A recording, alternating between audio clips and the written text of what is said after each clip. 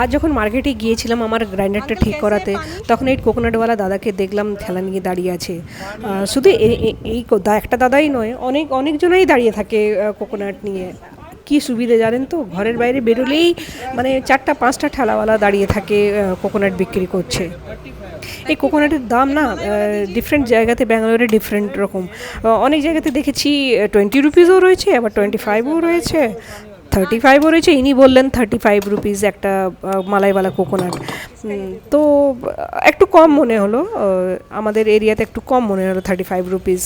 তো একটা নিয়ে নিলাম আমি মালাইওয়ালা কোকোনাট। আমার এই মালাইটা খেতে বেশি ভালো লাগে, কোকোনাট ওয়াটার থেকে এই মালাইটাই আমার বেশি সুস্বাদু লাগে। তো জল তো বেশি ছিল না, তাই জলটা খেয়ে নিয়ে শেষ করে নিয়ে এই কোকোনাটটা কাটিয়ে কোকোনাটটা খেলাম। এই একটা বেশ ভালো সুবিধে হয়েছে ব্যাঙ্গালোরে আসার পর থেকে। ইউএসএতে তো এই সুযোগটা হতো না যে এই ডাবের জল খাওয়া। কি দাম হতো ডাবগুলোর ইন্ডিয়ান স্টোরে যখন আসতো, বাবা ছোঁয়াও যেত না। তো দেখেই মন ভরাতে হতো। বাট এখন এই সুবিধাটা বেশ হয়েছে, ঘর থেকে বেরোলেই কোকোনাটওয়ালারা দাঁড়িয়ে থাকে।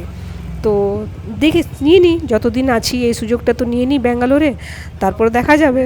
যদি আদত পড়ে যায় তো কি করব তাই ভাবছি। এখন আমি সপ্তাহে প্রায় 2-3বার এসে কোকোনাট ওয়াটার খেয়ে নিই। কোথাও তো যেতে হয় না, বাড়ির বাইরে বেরোলেই কোকোনাট ওয়াটার। তো কি ভালো সুযোগ বলুন তো। আচ্ছা, যে যেখান থেকে এই ভিডিওটা দেখছেন কমেন্টে জানাবেন তো আপনাদের ওখানে কেমন নারকেলের এই নারকেল না, এই ডাবের এরকম দাম।